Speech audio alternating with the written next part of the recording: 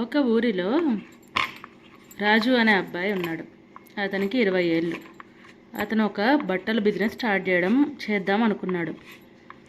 అయితే వాళ్ళ నాన్నగారు బంధువులందరినీ పిలిచారు ఆ రోజు, బట్టల బిజినెస్ ఓపెనింగ్ రోజు.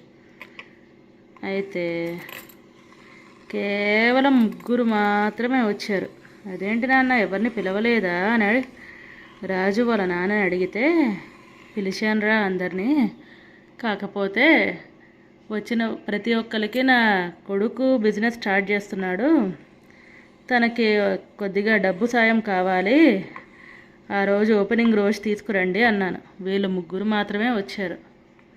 కాబట్టి నీ జీవితంలో ఈ 3ని ఎప్పటికీ మర్చిపోకు. మనకి డబ్బు అవసరం లేకపోయినా మనకు అసలైన బంధువులు ఎవరా తెలుసుకుందామని అలా చెప్పా అన్నారు. కథ నచ్చితే లైక్ చేయండి.